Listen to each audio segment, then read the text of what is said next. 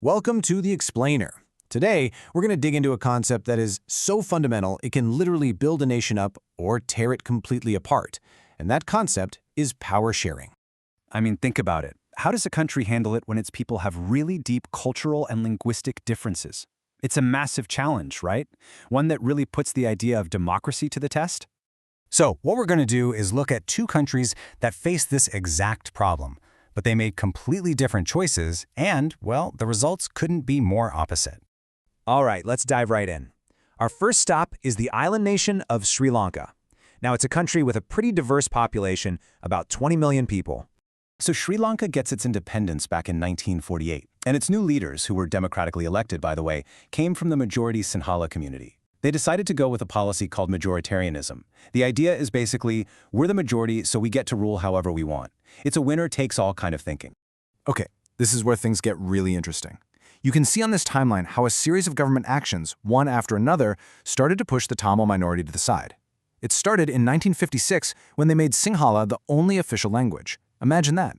Then came policies that basically gave Sinhalas a leg up for university spots and government jobs. And to top it off, in the late 70s, the Constitution was changed to say the government would protect Buddhism. Every single one of these steps just added to this feeling of being an outsider, and you can see where it's headed.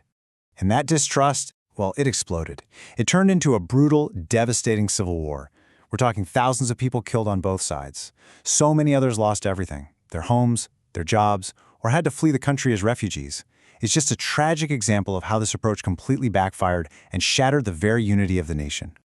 Okay, so that's a pretty grim picture. But now let's completely shift gears and head over to Belgium, because they faced a similar problem but chose a totally different path: accommodation. Now, this didn't happen overnight. Between 1970 and 1993, Belgian leaders actually changed their constitution 4 times to get this right. And what they came up with was, well, it's pretty clever, even if it looks complicated. For instance, the main government has to have an equal number of Dutch and French-speaking ministers, no exceptions. They also gave a ton of power to state governments. And get this, they even created a separate government just for the capital, Brussels, and a whole other community government to deal with things like culture and language. Yeah, it's complex, but the whole point is brilliant. No single group can just run the show on their own. And did it work? Absolutely. This whole model helped them avoid the kind of civil war Sri Lanka saw. By actually recognizing and respecting everyone's differences, they managed to keep the country together and peaceful. So when you put them side by side, the contrast is just stark, right? Both were democracies. But Sri Lanka went with majoritarianism, ignored the minority, and it led to chaos. Belgium, on the other hand, chose accommodation, respected everyone, and found peace. It really shows you the power of the choices leaders make. This all leads to a really big question, though. Why is sharing power so important? What really makes it a good idea, especially in a democracy?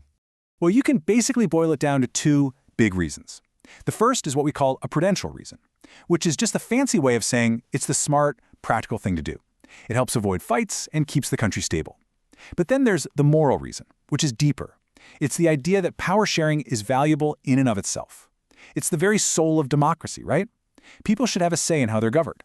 And this quote right here, it just nails the practical argument. Tyranny of the majority is not just oppressive for the minority. It often brings ruin to the majority as well.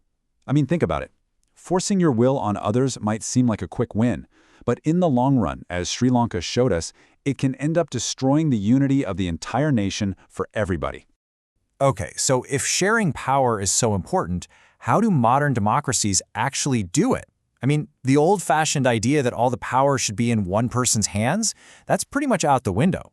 So let's break down the different ways it can be shared. All right, 2 of the most common ways are called horizontal and vertical sharing. Horizontal is when you share power between different branches of government that are all at the same level.